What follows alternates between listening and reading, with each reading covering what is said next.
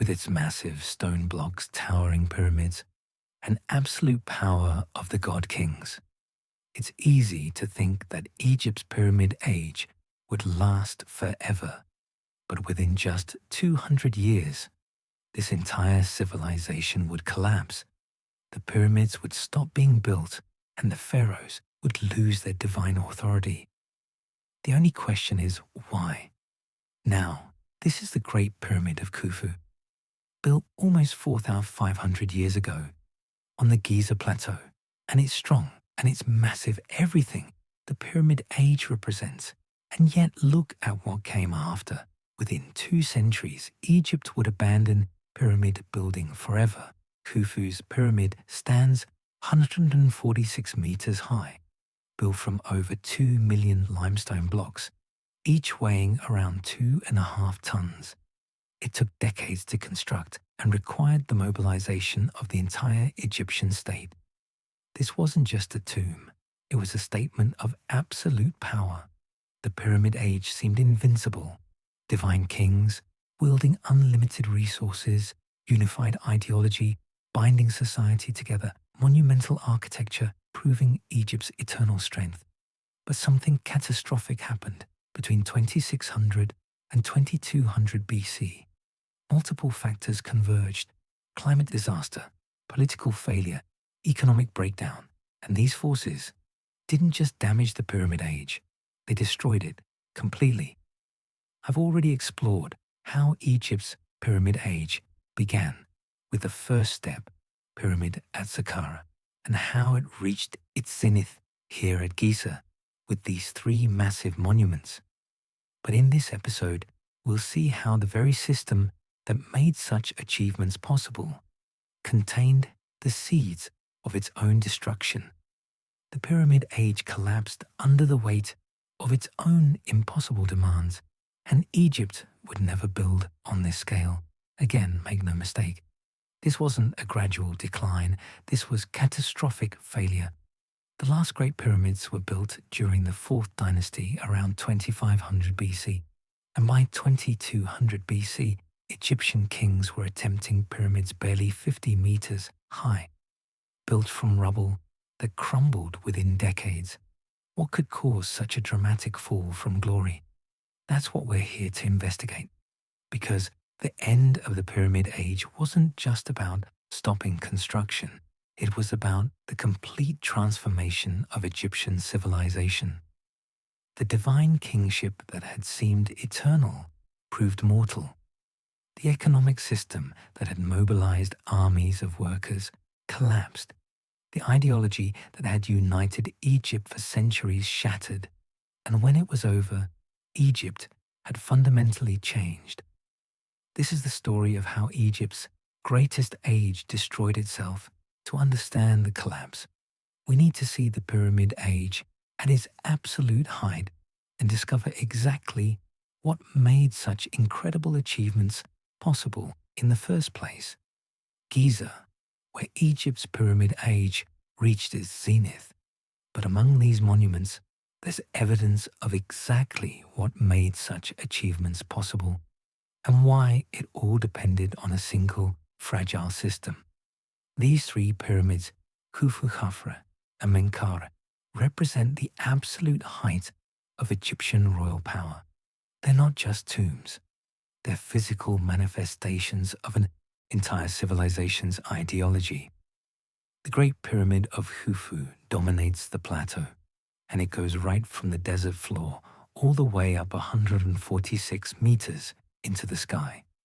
A man-made mountain of limestone and granite visible for miles across the Nile Valley. It was designed to accomplish something very specific, to transform a mortal king into an eternal god. Here we can see the pyramid complex system that made this transformation possible, and it's remarkable in its sophistication. The Valley Temple, down by the Nile, where the king's body would arrive by boat, the causeway connecting the valley to the high desert, and the mortuary temple, where priests would perform daily rituals to sustain the king's spirit in the afterlife. And then the pyramid itself, the final resting place, the launch pad to the stars. This entire system was built on one fundamental belief. The pharaoh was a living god, the sole intermediary between humanity and the divine forces that controlled the cosmos. Without the pharaoh, there was no order. No Mekat had no guarantee that the sun would rise or the Nile would flood. And this belief wasn't just religious, it was the economic and political foundation of the entire state. You can see how the system worked by looking at the resources required to build just one of these pyramids. The limestone came from Jura on the east bank of the Nile, the granite from Aswan, 900 kilometers to the south. The workforce numbered in the tens of thousands, organized into rotating labor teams who worked during the inundation season when agricultural work was impossible. But these workers weren't slaves. They were Egyptians, fulfilling their labor obligation to the state, receiving food rations, tools, housing, and the eternal merit that came from serving the divine king. The entire economy was centralized.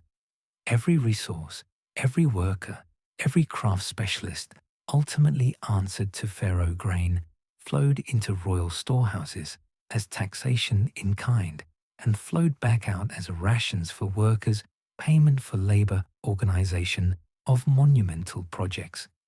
This is what made the Pyramid Age possible. Absolute centralization, absolute authority, absolute belief in the divine nature of kingship. When the system worked, it was extraordinarily efficient. It could mobilize the resources of an entire nation to create monuments that still stand 4,500 years later. The fourth dynasty pharaohs, Khufu, Khafre, and Menkaure, commanded wealth and labor on a scale that would never be matched again in Egyptian history. But there was a fundamental vulnerability built into this system. Everything depended on surplus. The pyramids could only be built when agriculture produced more than enough food to feed the population, when there was excess grain to pay workers, excess stone to quarry, excess labor to organize, and that surplus depended entirely on the annual flood of the River Nile. If the Nile failed, the surplus disappeared, and if the surplus disappeared, the entire centralized economy collapsed. There's another vulnerability here as well. The ideology itself, the belief in divine kingship, was extraordinarily powerful, but it required constant reinforcement through monumental building, through successful management of resources, through visible proof that Pharaoh could maintain Ma'at and keep chaos at bay. The pyramids themselves were part of this reinforcement, physical proof of Pharaoh's divine power. But what happens when Pharaoh can no longer build pyramids? What happens when the harvests fail and Pharaoh can't prevent it? What happens when Egyptians see their supposedly divine king growing old, weak, and mortal? The Pyramid Age had created a system of breathtaking ambition and organizational brilliance, but it was also a system balanced on a knife edge. It required perfect conditions, surplus resources, unquestioning belief in divine kingship, and most importantly, a Nile that flooded reliably every single year the moment any of those conditions failed. The entire structure was at risk. And standing here at Giza, looking at these monuments, you can almost feel the confidence, the absolute certainty that this system would last forever. Everything depended on one man remaining a living God.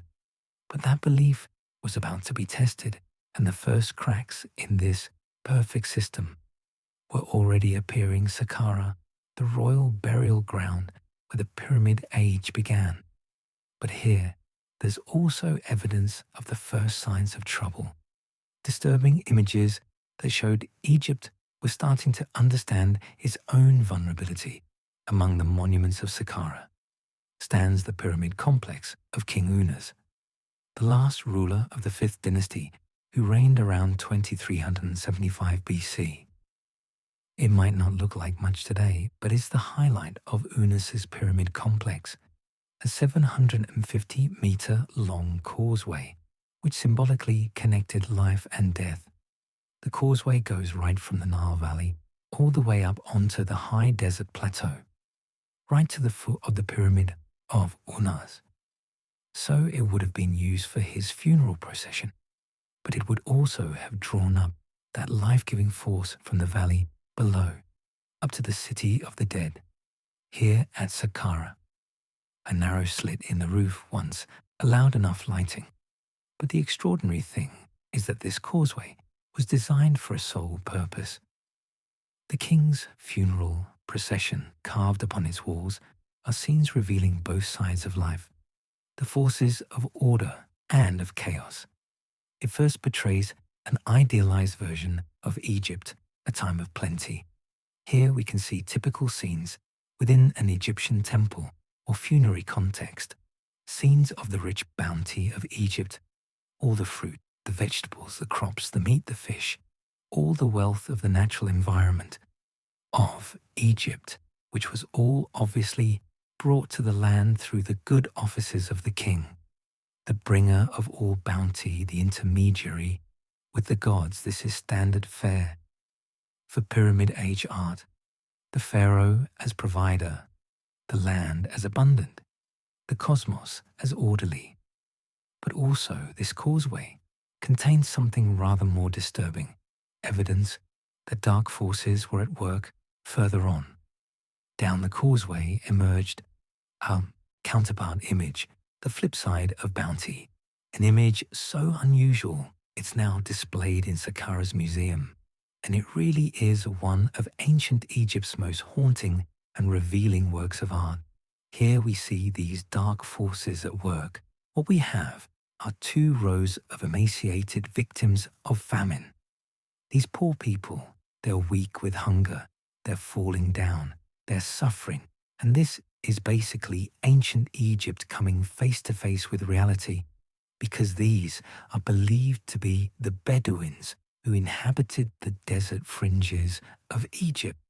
So it's as if this kind of idea of suffering, the forces of chaos, are on the periphery of Egypt, but they're getting ever closer to the Nile Valley. Egypt is starting to wake up to the fact that chaos isn't all that far away. This is ancient Egypt beginning to suffer. Such gritty realism had rarely been portrayed before. Chaos depicted as the suffering of real people. This isn't happening in some esoteric realm of the gods, where chaos is sort of portrayed as some sort of disparate magical force, very detached from reality. This is reality through such realistic images. The Egyptians were expressing their fears to the gods, appealing to them to keep these forces of chaos at bay. But why would Unas include such disturbing imagery in his funeral monument? The traditional interpretation is that these are foreign peoples being defeated by Egypt, triumph over chaos. But there's something more unsettling here. The simple fact that chaos needed to be depicted at all in the Great Pyramids of the 4th dynasty. Chaos doesn't appear. There's no need to acknowledge it, because the divine pharaoh has already conquered it simply by existing. But by Unis's time, a century later, there's a creeping awareness that chaos exists, that it's real, that it threatens the very fact these images were carved, suggests Egyptians were starting to worry. And they had good reason, because instead of keeping the forces of chaos at bay, instead of the gods responding to these appeals, the starving famine victims would turn out to be a chilling omen. Chaos wasn't some distant threat in the realm of the gods. It was real, and it was getting closer. But these warning signs were only the beginning, because the very source of Egypt's prosperity was about to fail. Up until now, Egypt's prosperity had flowed from its one source of water, the River Nile. whose annual floods enriched the soil, allowing life and agriculture to flourish. This natural abundance was the very bedrock on which Egypt and its perpetual world order was able to thrive. But this lifeblood was about to run dry. The Nile's annual cycle was Egypt's heartbeat. Every summer, the river would rise, flooding the agricultural land on either side, depositing rich black silt from the African interior and transforming the narrow ribbon of cultivation into a fertile paradise. When the waters receded, farmers would plant their crops in soil, naturally enriched, naturally irrigated, naturally blessed by the gods. The flood itself was personified as the god Hapi, bringer of abundance, depicted with a large belly and pendulous breasts, symbols of nourishment and fertility. When the Nile flooded on schedule, the Egyptians knew that Ma'at cosmic order was being maintained. The gods were pleased, and Pharaoh was fulfilling his divine role. This wasn't just agriculture, it was proof of the entire ideological system. But at the end of the 3rd millennium BC, around 2200 BC, something catastrophic happened. Evidence shows that the Nile flood levels dropped dramatically. Geological data from lake sediment cores, ancient Nilometer records, and archaeological excavation all point to the same conclusion. The floods became lower, more irregular, and in some years they failed entirely. This wasn't a single bad year or even a single bad decade. The drought lasted for over a century. Modern science has a name for this event, the 4.2 kilo-year event, a period of severe aridification that affected the entire Near East and North Africa between approximately 2200 and 2400 BC. It was a mega drought caused by shifts in atmospheric circulation patterns that reduced rainfall across a vast region. Egypt wasn't the only civilization affected, but for Egypt, the impact was particularly devastating because the entire society depended on that single water source. When the Nile flood levels fell, crop yields plummeted, agricultural surplus. The very foundation of the pyramid economy vanished. Granaries that once overflowed with grain now stood half empty. The state could no longer feed the workers who built pyramids, or the officials who administered provinces, or the priests who maintained temples, and ordinary Egyptians faced something unimaginable: famine. Ancient texts from this period talk of suffering, starvation, and even cannibalism, though we must treat such claims carefully, as they may be exaggerated for dramatic effect. But the archaeological record confirms very real hardship. Skeletal remains show evidence of malnutrition. Settlements were abandoned in marginal areas. The population declined. This was a genuine crisis, and the ideological impact was perhaps even more devastating than the physical suffering. The Egyptians believed that the Nile flood was the gods' gift to Egypt, that it proved the gods favored this land above all others. Pharaoh's primary role was to maintain Ma'at, to keep the cosmic order functioning, to ensure the sun rose, the stars wheeled across the heavens, and the Nile flooded when the Nile failed. It meant one of two things: either the gods had abandoned Egypt, or Pharaoh had failed in his divine duty. Both possibilities were catastrophic for the ideology that held Egyptian society together. You can imagine the psychological impact on a population that had believed for centuries in the absolute reliability of their system.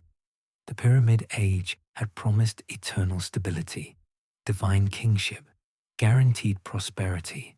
But now Egyptians were watching their children go hungry, watching their fields turn to dust, watching the river that had always sustained them betray them year after year, and they were watching Pharaoh prove powerless to stop it. the centralized authority, the divine monarchy, the entire Pyramid Age ideology, all of it rested on the assumption the pharaoh could control the forces of nature through his relationship with the gods. When nature itself turned against Egypt, that assumption collapsed for a civilization that believed the Nile flood proved the gods loved them. This was an existential crisis, and this natural disaster exposed a political problem that had been building for decades. The pharaoh himself was failing. Traditionally, Egyptian society had been built on the belief in the divine power of its kings. Without this belief, the Pyramid Age would never have been possible, but now in its time of need, Egypt's kings seemed increasingly powerless in the face of such natural disaster, and this would come to a head with a ruler who was well past his prime. Pepi II of the 6th dynasty claimed to have lived for 100 years. He was Egypt's longest-lived monarch. He came to the throne as a child around 6 years old, and ancient records suggest he ruled for 94 years, possibly even longer. Though some scholars debate whether these numbers are accurate or exaggerated, regardless, Pepi's reign was extraordinarily long, and that created a fundamental problem. Now, this space at Saqqara was once a ceremonial running track, the type of place where Pepi would have to display his physical prowess to prove himself to his people. When any pharaoh had celebrated 30 years' reign, they had to perform the Jubilee ceremonies, the Hebsed festival, and this involved running the ceremonial Jubilee race 4 times around this circuit. As King of the North, 4 times round the circuit. As King of the South. It was the ultimate public display of their fitness to rule and their strength. It really showed who was in charge of Egypt. The Hebsed was designed to renew and reinforce Pharaoh's power through a demonstration of vigor and vitality. But that's where Pepi's advancing age would eventually let him down. Of course, when Pharaoh was relatively young and fit, this would have been a great celebration, a proof of divine strength still coursing through the king's body. But in the case of poor Pepi, then in his 90s, it became all too clear that Pharaoh was no living god. You can imagine the scene: an elderly man shuffling around the ceremonial track, or perhaps being carried, or perhaps simply unable to complete the ritual at all. Whatever actually happened, the point is the same. The public saw their supposedly divine king as frail, mortal, and human, and this really undermined the whole concept of what it was to be a pharaoh. The Pyramid Age ideology required Pharaoh to be a living god, a being of supernatural power who stood between humanity and the divine realm. But Pepi was clearly as mortal as his subjects. He aged, he weakened, and he was powerless to stop the Nile from failing. Any natural disaster must have seemed the fault of this less than superhuman king. During Pepi's long reign, the drought intensified, the economy weakened, and pyramid construction declined dramatically. His own pyramid at Saqqara was built, but it's significantly smaller than the Great Pyramids of the 4th dynasty, and the construction quality is noticeably inferior. The writing was on the wall, quite literally, and this combination of a weakening pharaoh and failing harvests led to rapid decline. Ancient Egypt now faced its first major political crisis, for the power and apparent divinity of the pharaoh that had been so very important in the Pyramid Age had now vanished.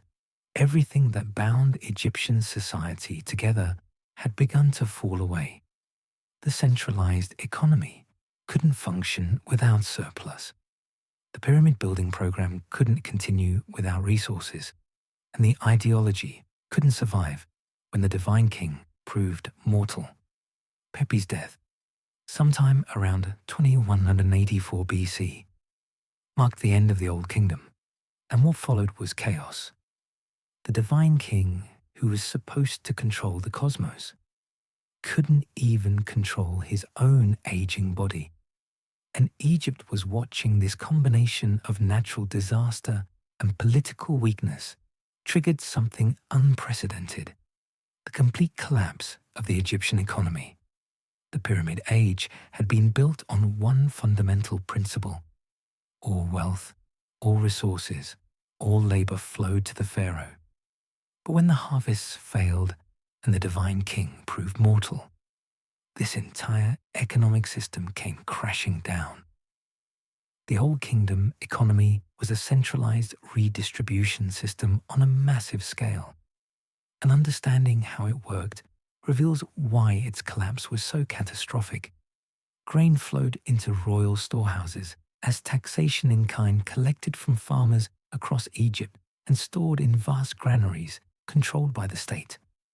That grain then flowed back out as rations for workers, payment for craftsmen, wages for officials, sustenance for priests.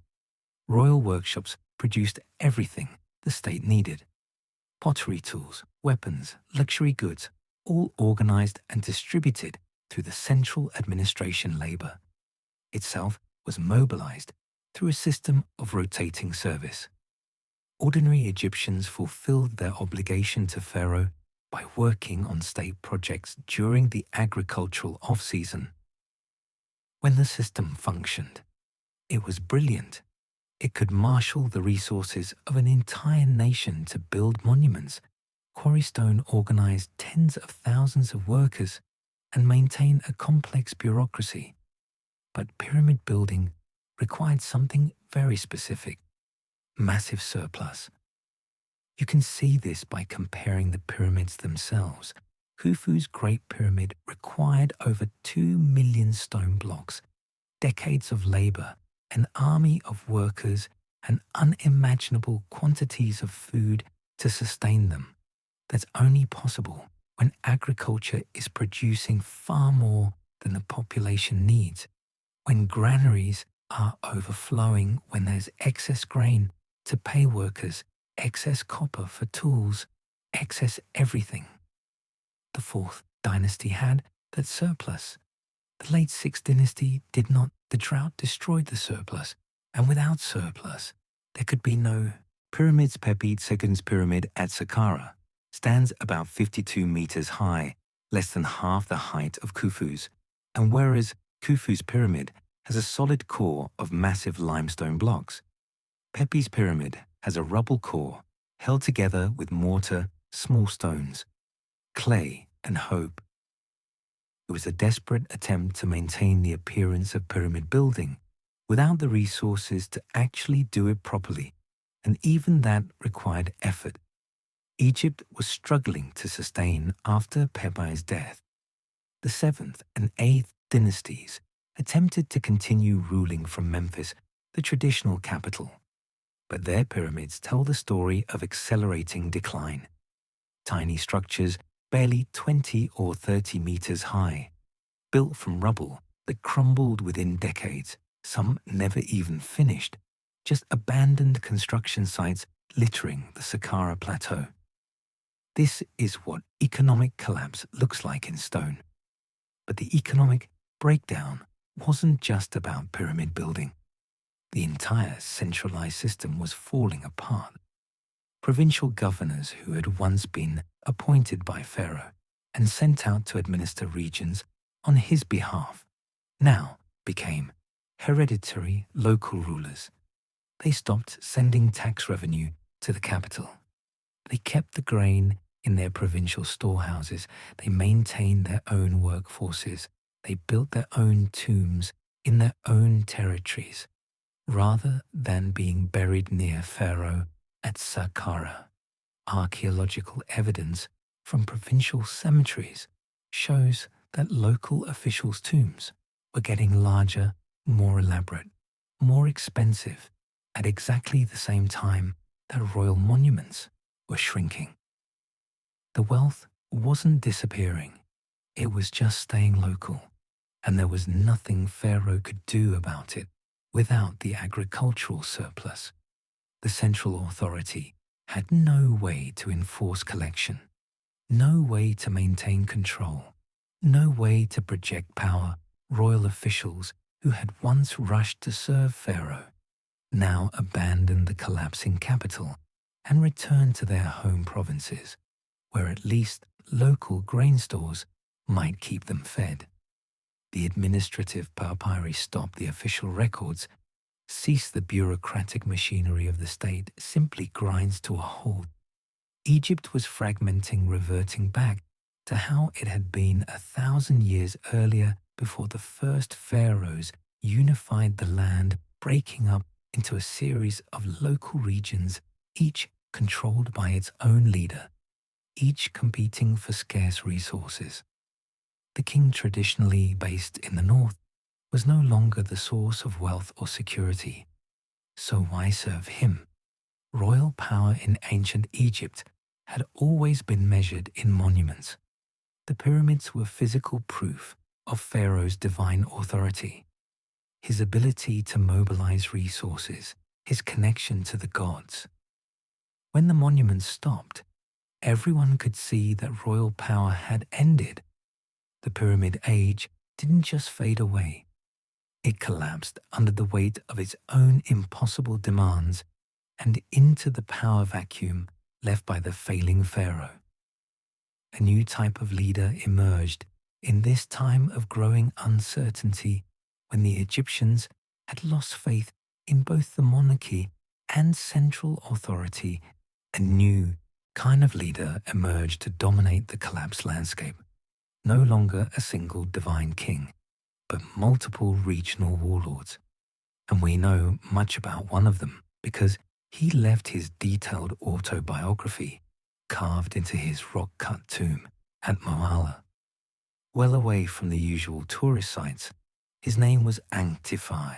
Now, Anktifi is a small-time official who's worked his way up through the ranks to become the regional governor, or nomarch as it's known. And in the decline in central government, the power vacuum that opens up is now filled by the Antiphas of this world.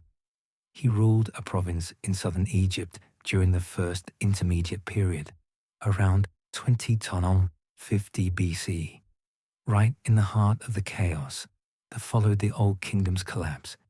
And he wanted everyone, gods and men alike, to know exactly how important he was.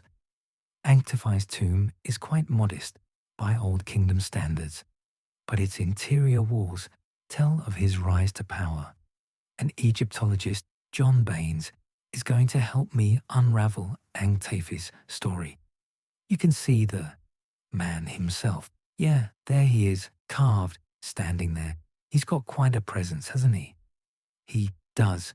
And look at the detail in the hieroglyphs, very carefully executed. I'm liking this already. The hieroglyphs and images that fill the walls reveal how Anktifi exploited the power vacuum at the end of the Pyramid Age, reducing the king to nothing more than a footnote. The only time you see the name of a king in the entire tomb is right here, this tiny little cartouche. It couldn't be any smaller. Look at the size of that. This is it. In his little toe.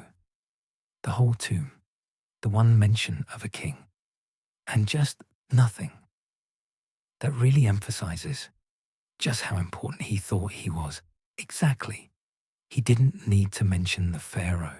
He didn't need to say that the king told me to do this, so I did this because of the king's favor. He just did it himself. That is extraordinary. I think that cartouche alone of everything in the tomb encapsulates this whole period. Kings have been reduced to something on a minuscule level, and the local rulers are shown on a huge scale. And it's all about them, isn't it? Anktifi had enhanced his own political career and wanted to ensure the gods were in no doubt as to his importance. So the elaborate language once exclusive to the king was now part of Anktifi's own boastful propaganda. This warlord was an egomaniac. He also says that he's a hero, without equal, without peer. And you get that. Here, I am a hero without peer. And pretty much almost every inscription in this tomb ends or includes this statement at some point inside. And what did he do to kind of justify these claims? Well, he emphasizes all the good things he did for the people. This was meant to be a time of drought and famine. So we're told in the texts, and he tried to guide them through this. He was managing it by feeding everybody and doing all sorts of good things, giving bread to the hungry, ointment to those without ointment, and sandals for those who are barefoot, and wives for those without wives. So it's basically telling us about a time of turmoil, yeah.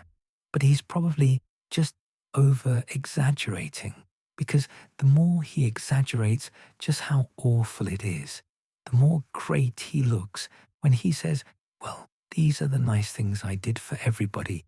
And you get this here. He talks about the entire South dying from hunger. Oh, look at that. That's a really graphic hieroglyph. I love that. The guy falling over. Yeah, the dead body. He's definitely dead. But then he gets even worse. So he says that every single man is eating his children. He didn't allow this to happen. In his Nome, of course, where he lived, everything was fine. And at the same time, he's also a fantastic warrior. We're told over here. Now that was coming. Yeah, absolutely. These texts on this particular column talk about his abilities as a warrior in his biggest boast of all Antiphai. The local hero almost claims the status of a god. I am the beginning and the end of mankind, since nobody like myself existed before, nor will he exist. It's breathtaking arrogance. But in the context of the first intermediate period, it made perfect sense in the Pyramid Age. Such language would have been blasphemous, unthinkable. Only Pharaoh could make such claims, but now Pharaoh was irrelevant. Antiphai controlled the grain stores in his province. He commanded the local militia. He maintained order, or at least his version of it, and he fed his people. When others were starving, that made him more powerful than any distant king in Memphis, and Antiphai's delusions of grandeur, so vividly expressed inside his tomb, are even more emphasized on the outside, because he chose burial inside a rock shaped like a natural pyramid. He wanted to be the local pharaoh, and in a way, he was, because whoever fed and protected the people also led the people. But as the power of warlords like Antiphai grew, so did the conflicts between them. In this time of chaos, when the Egyptians had lost faith in the pharaoh's divine power, they increasingly turned to something more personal, more immediate, the power of magic during the Old Kingdom. The afterlife had been an exclusive privilege. Only the pharaoh could become Osiris, god of the dead. Only the king could be resurrected. Only royal souls could ascend to join the gods in the heavens. The pyramid texts, secret spells and incantations designed to guide the king through the dangers of the underworld were carved inside pyramids hidden from ordinary eyes. These were the most sacred texts in Egypt, the instruction manual for divine resurrection. But in the first intermediate period, something extraordinary happened. These texts leaked out. Ordinary people began writing versions of the pyramid texts inside their own coffins, creating what we now call the coffin text. Suddenly, everyone could aspire to an Assyrian afterlife. Every Egyptian could claim, I am Osiris. Followed by their name, every person could attempt the journey through the underworld that had once belonged exclusively to kings. This was a democratization of death, and it transformed Egyptian religion forever, but personal. Magic went far beyond coffin texts. This is a rather unsettling thing. It's an ancient Egyptian mask. It's almost 4,000 years old, and it's made of linen covered in a thin layer of plaster and then painted predominantly black, with colors picked out on various features. Of course, the Egyptians are well known for making elaborate arrangements for their afterlife. The death mask placed over the mummified body recreated the features of the dead to make them recognizable to the gods. But this mask is different. It was made to be worn by the living. And we know this because of the very distinctive eye holes which you can see there. And this would allow the wearer to see around them. You can imagine when this was applied to the face fastened on tied on.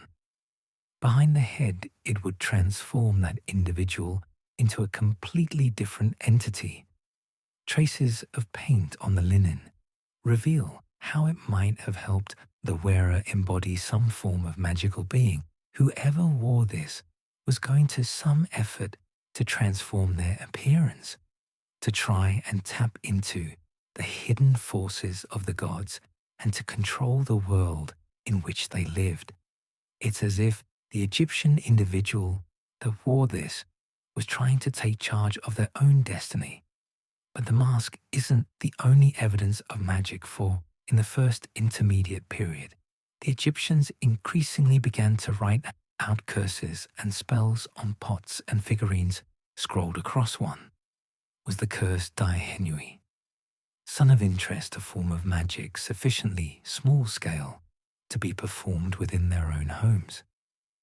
One of the most graphic ways they did this was to take a piece of clay or a simple pot like this one and write upon it the thing or the person that they wanted to control. They often used red ochre because red was associated with the powers of destruction. So if I was doing this, I'd put on it the thing I'd want to stop, which would be failed Nile floods and corrupt nomarchs.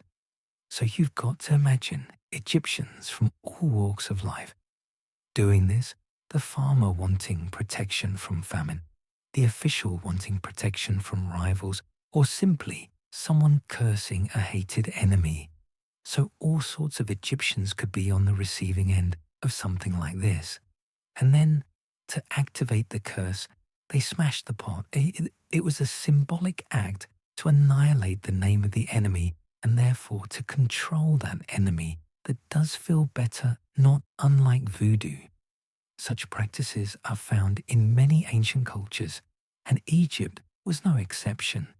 But it's far from the way we imagine the formal time-honored rituals of the temple, led by the king at the head of the religious hierarchy in the Pyramid Age. Only the pharaoh could maintain Ma, and only the king could control chaos through his divine power and his relationship with the gods. But now, Pharaoh had failed. The Nile had failed. The entire system had failed. So individuals took matters into their own hands.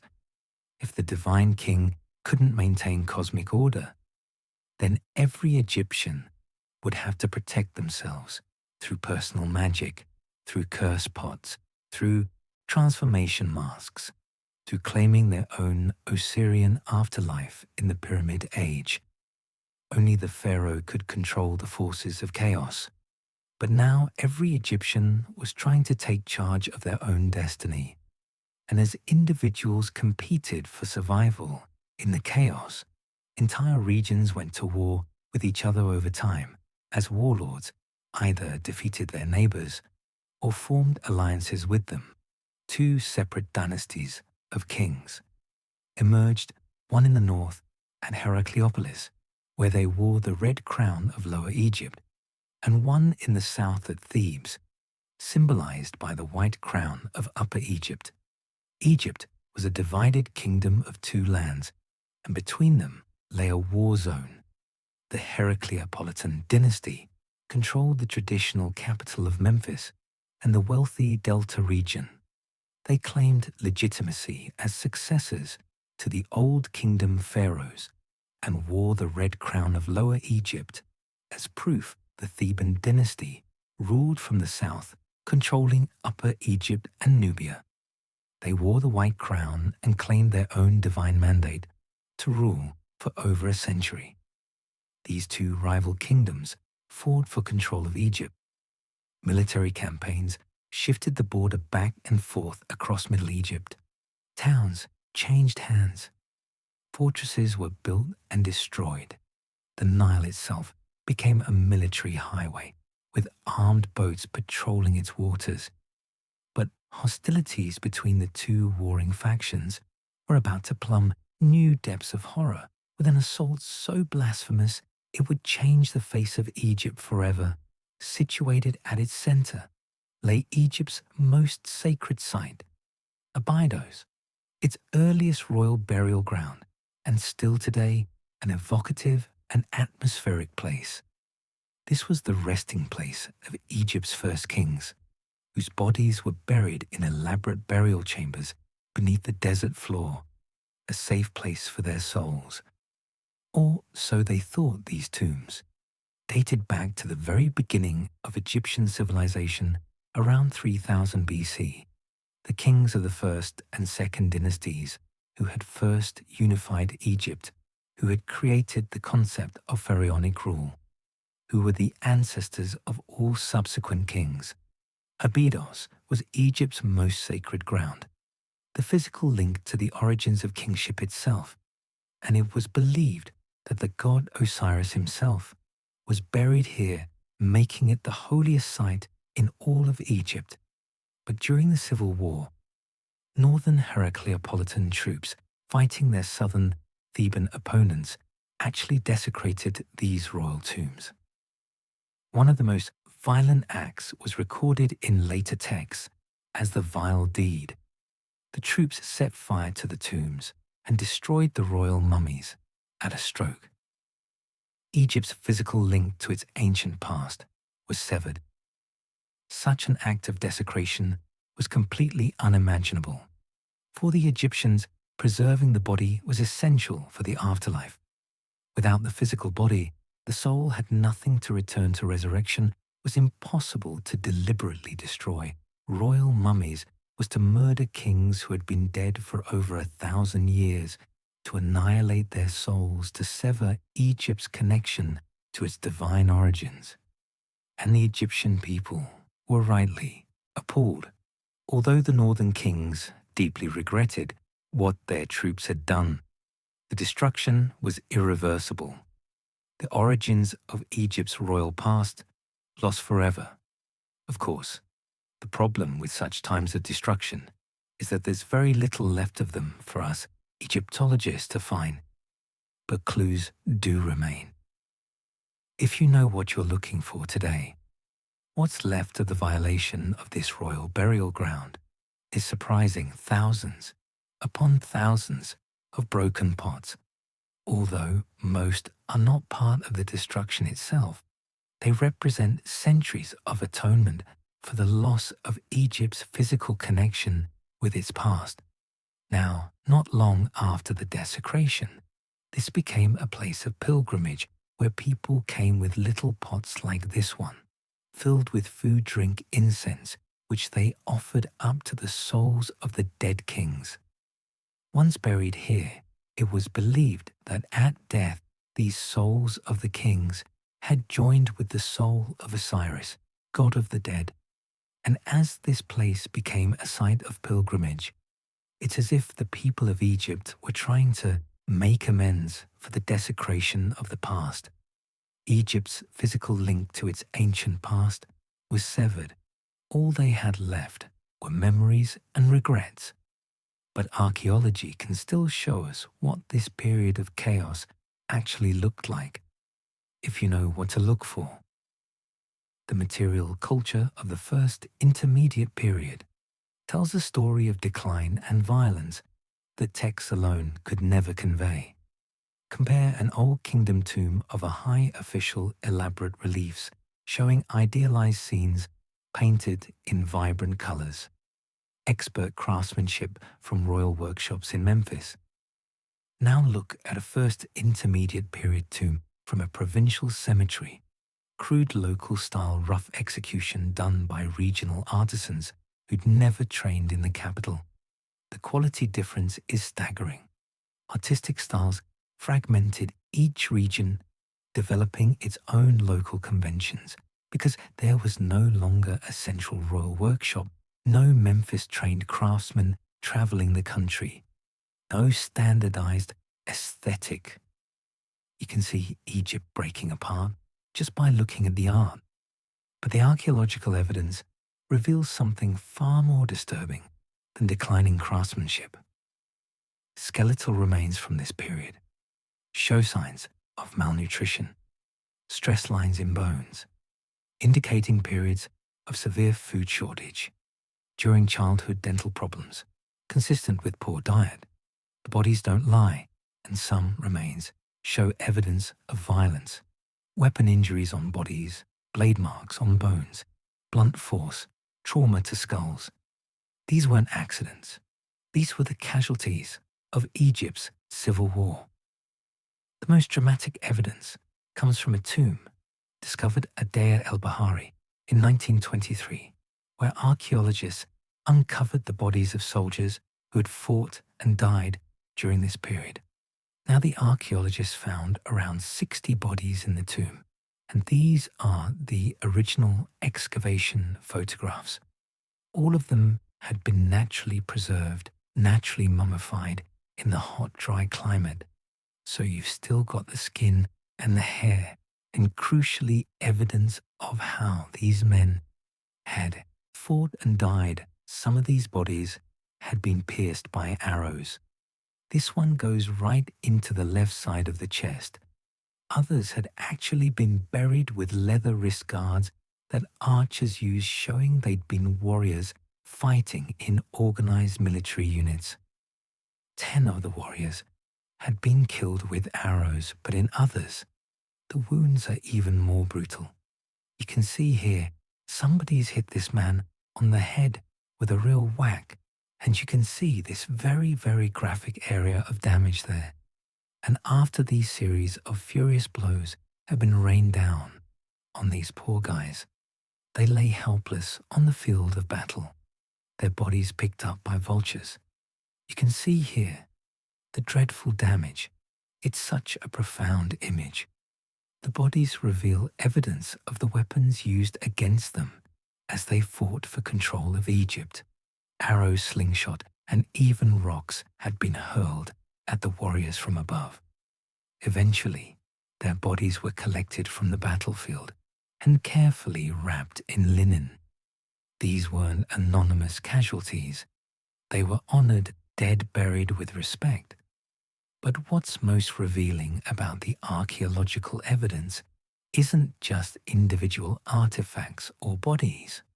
It's the pattern across Egypt as a whole, provincial tombs growing larger and more elaborate, while royal monuments shrink local pottery styles. Diversifying as central production stops settlement patterns, changing as people abandon marginal areas and cluster near reliable water sources, tool quality declining. As specialized royal workshops close the absence of administrative records, the silence, where once there had been bureaucratic documentation, cemetery evidence showing social stratification, intensifying as some families grew wealthy while others struggled. All of this paints a picture of a civilization fragmenting under pressure, adapting to crisis by decentralizing, by breaking apart into smaller regional units that could sustain themselves when the central authority no longer functioned. The first intermediate period lasted roughly 125 years, from about 2181 to 2055 BC, over a century of chaos, famine, civil war, and fragmentation. But the archaeological record shows something else as well.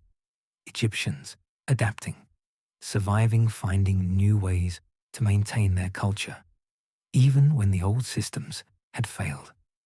Provincial officials becoming independent rulers, local artisans developing their own styles, ordinary people accessing religious texts and magical practices that had once belonged exclusively to Pharaoh.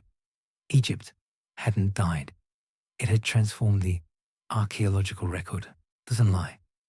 These were times of violence, hunger, and desperate survival. But eventually, from this chaos would emerge a reunifier, a warlord strong enough to put Egypt back together. Back in 2150 BC, Thebes was a minor provincial town, but its warlords had two distinct advantages over other leaders. They lived on a strategic bend in the Nile called Akena Bend, a control point of rich farmland, and their local god was Montu, the god of war. The warlords of Thebes would reunite Egypt, and one, in particular, came to the fore. His images were carved into the walls of his Theban tomb complex, and his name tells us much. This is the Theban warlord, Montuhotep, and there's a real clue as to what was happening at this part of Egyptian history, because his name, Montuhotep, means the local war god. Montu is content, because Hotep simply means content and happy. So if the war god was happy with Montuhotep, this means that he was a very powerful military figure. Montuhotep, Tinsel as he's known to Egyptologists, began his reign around 2055 BC as one regional ruler among many. But he had ambition, and he had the military strength to back it up. His campaigns against the northern Heracleopolitan kingdom were brutal and systematic. He conquered Middle Egypt town by town, fortress by fortress, pushing northward up the Nile Valley. The civil war that had torn Egypt apart for over a century was about to end, not through negotiation or marriage alliance, but through military conquest. And this is a wonderful scene carved in Montuhotep's temple at Deir el-Bahari. There are a lot of little clues here to tell us what's going on. You can see hands embracing him, flanking him, at his back, at his front, round his middle. He's been embraced by the gods, chief amongst whom is Montu himself. And there he is. He's nose to nose with the king. He's giving him the breath of life and infusing him with his own divine power. It was the power of victory, one that finally brought an end to Egypt's first dark age. Montuhotep really did live up to his name as a true son of the war god, because he took his armies north, he conquered the north, and he reunited Egypt. But best of all, he's got the red crown on, and this is the red crown of the north, because Montuhotep is declaring to the world, I might be a southerner, I might be from Thebes, I should be wearing the white crown, but look at me now. I have the red crown. I am the king of the north and the king of the south, and I have reunited Egypt as Egypt's new king. He became Montuhotep II, and he established what we now call the Middle Kingdom. But his victory came at a price. The bodies of his warriors buried in their tomb at Deir el-Bahari bear witness to the violence required to reunify Egypt. Arrows in chests, skulls crushed by weapons. The grim reality of civil war. Montuhotep honored these fallen soldiers by burying them amongst the tombs of his highest officials, making them part of his monument to victory. The new king had created what could well be the world's first known war. Cemetery Egypt was united again under a single pharaoh. The chaos of the first intermediate period was over. Thebes became the new capital, replacing Memphis as the political and religious heart of Egypt. Montuhotep built his temple at Deir el-Bahari in the cliffs of the West Bank, creating a monument that would inspire rulers for centuries to come. Hatshepsut would build her own temple right next door, almost 600 years later, deliberately connecting herself to this reunifier. But here's the crucial point. This was not a return to the Pyramid Age. Montuhotep did build a pyramid as part of his Deir el-Bahari complex. But it was small, symbolic, nothing like the massive monuments of the Old Kingdom. And that wasn't because he lacked resources or ambition. It was because Egypt had fundamentally changed. The Middle Kingdom was different from the Old Kingdom. In almost every way, centralized authority was never fully restored. Provincial governors retained significant local power. They were no longer just administrators appointed by Pharaoh. They were hereditary rulers of their regions who happened to acknowledge the king's overlordship. The economy remained partially decentralized, with local granaries, local workshops, local control of resources, and most importantly, the ideology had changed. No one believed anymore that Pharaoh was truly divine in the Old Kingdom sense. Pepi's aging body had destroyed that illusion forever. Middle Kingdom pharaohs were powerful, successful military leaders, but they were human leaders, not living gods. Montuhotep's own statuary shows this. His face is stern, realistic, showing age and experience, not the idealized divine perfection of Old Kingdom royal sculpture. And instead of building massive pyramids, the Middle Kingdom focused on fortifications, a network of massive fortresses along the southern border in Nubia, designed to control trade routes, protect against invasion, and project military power. These were the monuments of a civilization that had learned from collapse, that understood vulnerability, that knew Pharaoh's power came from military strength and administrative competence, not divine magic. The Pyramid Age had been built on absolute certainty in divine kingship. The Middle Kingdom was built on pragmatism. Montuhotep had reunited Egypt through military conquest, but he couldn't recreate the conditions that had made the Pyramid Age possible. The innocent belief in Pharaoh's divinity was gone. The completely centralized economy was gone. The ability to mobilize unlimited resources for monumental pyramid building was gone. Egypt was united again.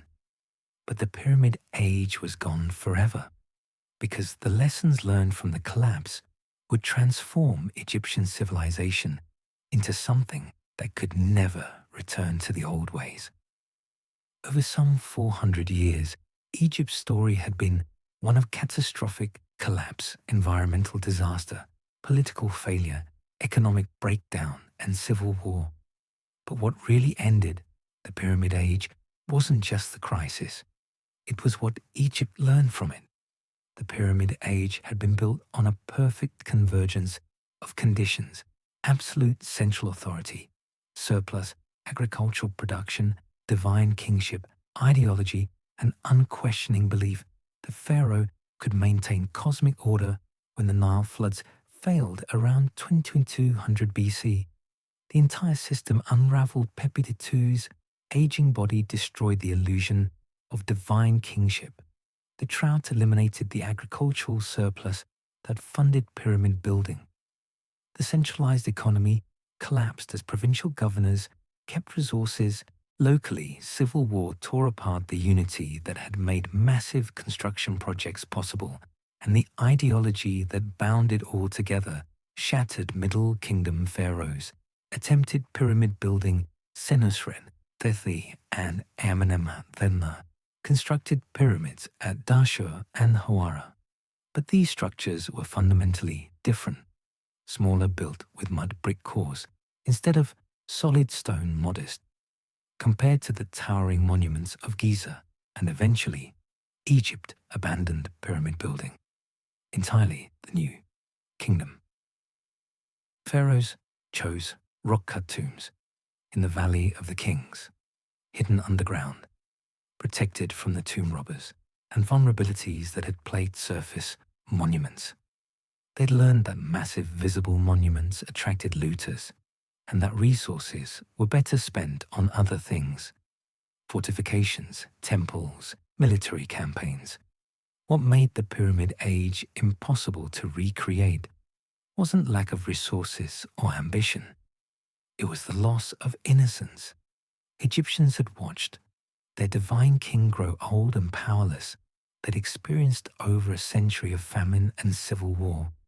They'd seen the central authority collapse and survive.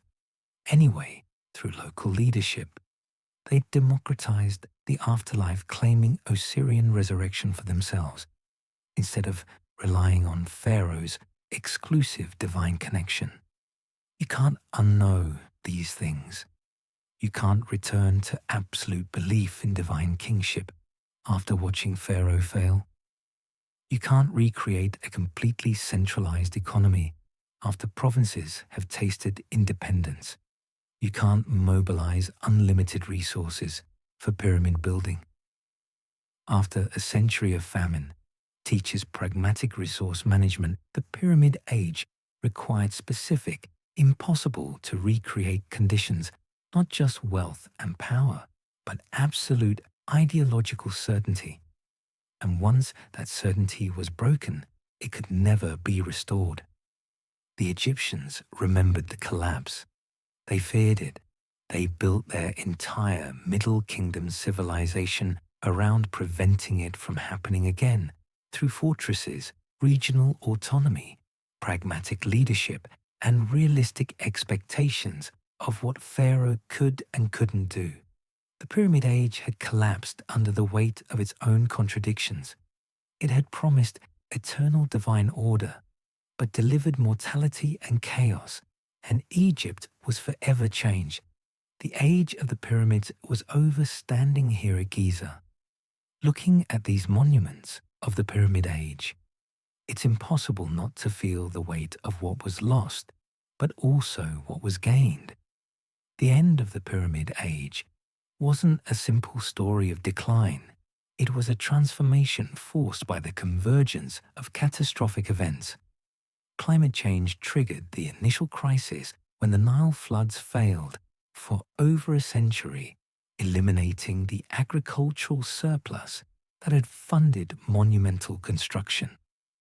Political weakness accelerated the collapse when Pepi II's extreme old age destroyed the illusion of divine kingship.